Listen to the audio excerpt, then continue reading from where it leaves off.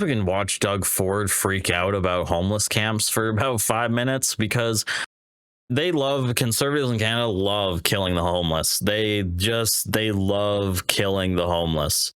They say, look, homeless, you have a drug problem. No more safety for you. We're going to let you just overdose and die in your home. Okay. No more support systems. No more places to go. We're cutting all that shit. Just go OD and we'll deal with your dead body. A court decision in Kitchener to allow a homeless encampment that is in the way of a construction project to continue to be in there is ridiculous. And, you know, that this shouldn't happen. Yeah, but you could take this matter on your own hands if you were willing to pass legislation invoking the notwithstanding clause to clear the encampments. So what happened to that? Are you going to do this? Yes or no? So this judge, she slipped off the cracker with this guy. Okay, and I have the utmost slipped off the cracker for judges and the courts. Let me qualify that. But when you get some crazy decision that I've had lawyers, I've had mayors from other cities call me. I've had the existing mayors within Waterloo Region, the chair calling me. And so, folks, this is what it was. I'm going to just cut to the chase. There's roughly 30 homeless people that want to encamp in the middle of a transit bill that will be spending hundreds of millions of dollars building a GO train expansion and all sorts of development and thousands of new homes.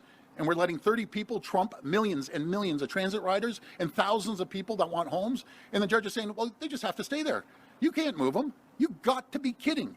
Like, you've got to be kidding. This is the reason they put in a notwithstanding clause, Section 33 of the Constitution, because you get these judges that just, you know, I'm sorry, the guy's a few fries short of a Happy Meal and he just doesn't get it. What the fuck? Just ridiculous.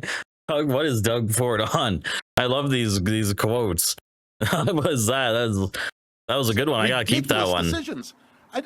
They're unaccountable to anyone. I'm accountable to every single person. Everyone in this province is accountable to someone. But guess. Yeah, okay. You're accountable for everyone in the province except those 30 homeless people who you just seem to not care about at all.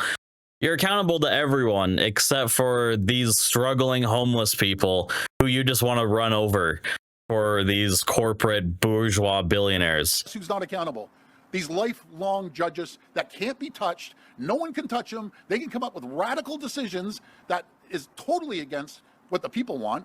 Over 30 people, and I've talked to businesses, they're being harassed by these homeless people every single day. They have to lock their doors during the day because they'll come in and try to take something. You know, last homeless place I went up to bury, there's a guy with $12,000. There was 2 dead bodies. They had feces and urinating everywhere. And there was rat-infested place. And the mayor got up there and cleared them out. This is a health issue. And, you know, something. I love this. I love that he's like, look at all these homeless people in Ontario, where the place that I'm supporting them. You know, all these dirty, homeless, like, this is how he talks about his constituents, by the way. He's like, I have to take care of everyone in my province. These dirty, disgusting, homeless, fucking violent criminals. These fucking, like, could you not be any less empathetic or any, yeah, like, are you serious? Like, it's just a crazy thing to say one thing, like, oh, everyone in my province I care about. And then there's like the homeless people in his province, the most struggling people in his province. He's like, they're disgusting. They're trying to feed themselves, stealing food. They can't sleep anywhere. Like, that's a crazy take. We're putting billions of dollars in for homelessness, but you can't let 30 people decide for millions and millions of people. Another crazy decision by the courts. We're going to deal with it. Hopefully the region's going to appeal it. We'll intervene, and then stay tuned, because that's the reason they have Section 33 notwithstanding clause, because of crazy decisions like this one. Right, someone, can you just clarify if you're going to pass this legislation to use let's just see. Let's go through the proper process. I'm going to give the courts another shot here. We're going to appeal it. Right? Hopefully the region's going to appeal it. We'll be there with them. Is this a and then if they come up with another radical decision, that's the reason many premiers well before me, when they're putting the making changes to the Constitution, this is. I like this because this is one of the bullshit reasons of the notwithstanding clause, because the notwithstanding clause is to fuck over your rights, right? Your constitutional rights. Like, it's there to fuck you. It's there for the government to go, no more rights for you. No more. Okay.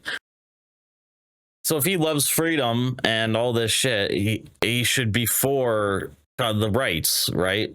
Not like, oh, I don't like this. This is a radical decision according to me.